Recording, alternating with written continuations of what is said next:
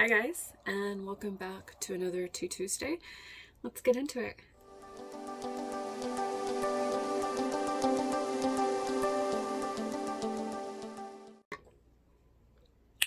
Okay, so a few things, I guess, a few things. One, I'm getting married. Yeah, it's my wedding dress actually. Anyway, but that's not why I'm here. I'm not going to talk about my marriage, not yet at least. I'm going to talk about the new laws related to, oh God, this is so complex, like home ownership and Jeonse and getting loans to buy a house. Okay. So for those who don't know, Korea currently has a housing shortage. Korea is very small, right? And homes are also small, but the land that we have, you have to have apartments, right? So you have to increase upwards, not outwards, like America, right? And Korea's having a housing crisis. People cannot afford to buy housing. And so the Moon administration has tried, it's the key word here, tried to implement laws and changes on restrictions and home ownership to try to curb second home ownership, third home ownership, basically hoarding of properties, but also trying to make it easier for lower income or middle income people to afford housing, right? Houses are expensive, especially in Seoul, right? They're not cheap.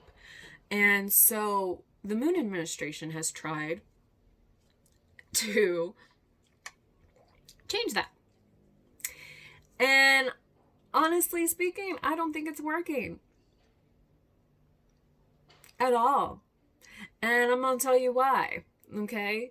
One, like a big part is it's actually causing rental increases. So for instance, Jeonse laws. Jeonse is a type of rental income where you pay a large sum of money and you can basically rent an apartment with a large sum of money and you don't have to pay like a super high monthly rent, right? So like if I put $100,000 down on a property, my rent may be 200 or maybe even nothing, depending on how much the property is worth. Okay. Not that houses here are $100,000, but Jeonse is supposed to make it easier for you to save because you're not having to give out a monthly income like you do with Wolse. Great. Well, Jeonse laws just changed and it's damn near impossible now to get Jeonse loans. The hoops you have to jump through to get a Jeonse loan, and that's as a Korean you have to jump through, not let alone be a foreigner and try to get a Jeonse loan. Okay, most foreigners can't get it, right? Most cannot. Please excuse the construction that's going on. Construction. Anyway, most foreigners cannot even get a Jeonse loan unless they're married or they have a certain visa type, right? But I'm getting married. So I was looking into Jeonse loans because I don't want to live in my fiance's apartment. But more on that later. I was looking into Jeonse loans so we could live in Seoul for a couple years. Well, there are a couple different types of Jeonse loans. There's a multinational, yeah, so international couple loan that you can get based on the fact that we are different from different countries, right? And then there's also a newlywed Jeonse loan that you can get, which is based on being newly married and trying to like help you start your life together, etc. So like and it's like lower interest than a bunch of the other loans that you can get, which is nice. However, it's dramatically changed recently. Like last Friday, they passed a new law about it, and it makes it extremely difficult to get it, and has increased the APR. So like the interest rate is insanely high. Well, not insanely high, but higher than it was. So getting a Jeonse loan is more difficult. So okay, well, you would think, well, then just go buy a property, right? Own a house, buy a property. Well, there's many different issues with that. One, houses are not cheap, and most loans here, the loan process for buying a house has changed. Well, now they won't even give you that much money. So like you have to put down so much money, and if let's say the house is valued at 500,000, but the seller is trying to sell it for 600 because this area is up and coming and like it's supposed to increase and all of that jazz. Well, you are going to put 500,000 down, and you need 100,000 more for a loan to get the apartment. You can't, because the house is only valued at 500,000. And even though everything else in that area is going for 600, 700,000, you still can't get that loan. Another problem that has started happening in regards to housing is you have to get government permission.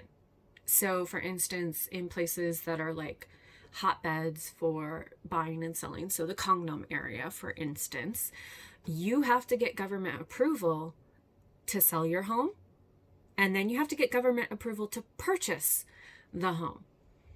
So if you want to sell or buy a house in the super wealthy area of Gangnam, you have to get government approval, which is a clusterfuck of hot messness. Okay, another thing that is impacting me specifically, that is bothering me and driving me crazy, is the fact that you have to live in the property that you own for 2 years before you can sell it. If you don't do that, you pay high taxes. Like you pay like 75%, I think. I'm not 100% on that, but I think it's like 75% in taxes. So you lose so much money just by not living in the apartment. Okay. And why did I say this is impacting me? Well, my fiance has a 2-bedroom, 1-bathroom apartment outside of Seoul, so in Gyeonggi-do. It's great. I love that he owns I love that he has an apartment. It's great. It's nice. If it wasn't 2 buildings away from his parents. Yeah.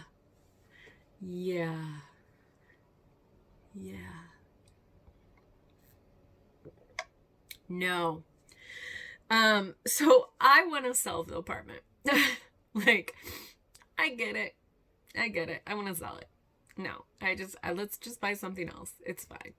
It's okay. And yeah, that's not going to happen because he has never lived in that apartment. He bought it as an investment property because he wasn't married. He had the money, and so he paid cash and bought the apartment. It's been a great investment. Like, he has made money off of it. But we can't sell it because he's never physically lived in the apartment. And so now what is going to end up happening is we're going to have to live in this apartment for 2 years. Yeah, sure, I don't have to pay rent. Yeah, sure, I don't have to do all of this. Like, I don't have to get a Jeonse loan. I don't have to get a loan to buy a house. But I have to live somewhere that I don't want to live, in a location I don't like, for 2 years before I can sell the property without having to pay higher taxes. Ugh. Yay! Not really. And like, honestly, a lot of the policies that are being enacted aren't helping the people that they're targeted to help. They're actually helping rich people, right? They're not helping lower income people. They're actually making it harder for them, right? So like, for instance, the Jeonse laws now, let's say you're in a Jeonse house and you're trying to save up to buy a house. What's going to happen to you when your landlord comes and says, well, the new taxes, I have to increase the Jeonse loans. So, there you go. Have fun with that. Or I'm not going to rent to you again I'm not going to rent to you. I'm just going to increase the Jeonse loans. Because there's actually a cap now on how much they can increase the Jeonse loans, right? 5% increase after 2 years. So what's going to end up happening is a lot of people are going to get kicked out of their apartments because the landlords don't even want to deal with it. They're just going to be like, okay, you can go. I'm just going to increase the Jeonse loan to somebody else. I'm not even going to rent to you again. And so it's actually going to cause a lot more problems for lower income people because they can't afford Jeonse loans anymore. And then what's going to happen or they're not going to be able to afford Jeonse in general, right? So what's going to happen to them? It's like they're trying to help poor individuals, but they're actually making it harder for them to save money and then buy a house. And mortgages here are completely different than they are back home, which I can get into I can talk for an entire episode about mortgages, which maybe I'll do that next week. These new laws, while I get and appreciate what they're trying to do with them, I want, let's help poor, low-income families buy a house. Like, let's let newlyweds buy a house. Let's not saturate the market. Like, I'm down for that. I'm great. Cool. But when your lawmakers are not actually helping but hindering lower income people, I'm not saying that I'm a low income person, and I'm not saying that like my situation is that of someone in that situation. Like, I will own a home, right? I own a home here. But what if I have so many friends who don't, who are married, who are trying to get housing or Jeonse even, and they can't do it. It's just impossible. And I see it constantly. People are asking all the time, what is this? What is this? How do I do this? How do I do this? And it's like, it's just, everything's changing, and it's just harder and harder and harder and harder to do what the government is trying to do, right? It's just making it so much more difficult.